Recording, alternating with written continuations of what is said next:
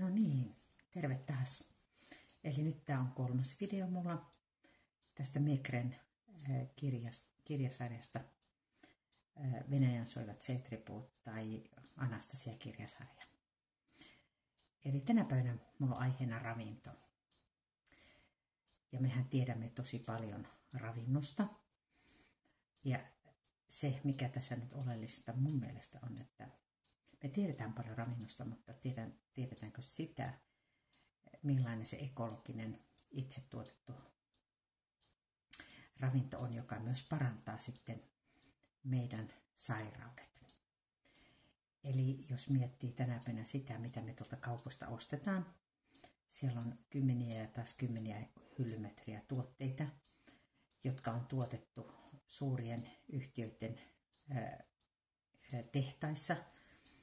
Ja ennen kuin ne on meille ihmisille tänne kotiasti saatettu, niin ne on jo siinä tekovaiheessa, ne on täytetty kaikenlaisilla lisäaineilla. Että siellä ei ole todellakaan ekologista eikä sitä lähiruokaa. Ja sen takia tänä päivänä sairaudet ovatkin lisääntyneet räjähdysmäisesti. Lääkeyhtiöthän siitä niin kuin hyötyy. Meillä on kaiken maailman elintasosairautta ja niitä sitten yritetään parantaa jollakin keinotekoisella lääkkeellä. Ja tuohon ravintoon vielä palatakseni, niin myös se on hyvin pitkälle geenimanipuloitua. Eli se ei todellakaan ravitse enää meitä ihmisiä. Ja myös tämä niin sanottu roskaruokakulttuuri, niin siitä on tehty tämmöinen trendikäs ja ihmisiä jollakin tapaa niin kuin miellyttävä. Saadaan nopeasti halpaa ruokaa ja kukaan ei muista siinä vaiheessa ajatella, että mitä se itse asiassa sitten tuo meille. Se on niin kuin hölmöläisten valtakunta tai nenästä vedettyjen valtio, joka sitten tukee näitä valtavia yhtiöitä, jotka tuottaa meille ylikansallisesti ravintoa. Mutta olennaisimmat ihmisen terveyteen ja hyvään elämään vaikuttavat ehdot, mitkä tässä Mekre luettelee, on se, että jokaisella ihmisellä pitäisi olla se oma laadukas ravinto. Ja miten se sitten saadaan, niin Anastasia puhuu näistä kotitiloista. Eli jokaisella ihmisellä pitäisi olla se oma hehtaarin kokoinen läntti tai pieni maatila, josta ihminen saa kaiken tarvitsemansa ravinnon. Anastasia puhuu siinä ykköskirjassa siitä, miten vähintään 300 eri kasvilajiketta pitäisi olla siinä omassa ympäristössä. Ja tässä pitää niin kuin korostaa se, että kuinka tärkeää on, että esimerkiksi lapset saavat heti pienestä pitäen se äidinmaidon. Ja jos äiti on syönyt hyvin terveellisesti oman tilansa tuotteita, niin myös se lapsen lähtökohdat sille terveelliselle elämälle ovat parhaat mahdolliset. Ei yksistään ravinto, vaan myös tämmöinen henkinen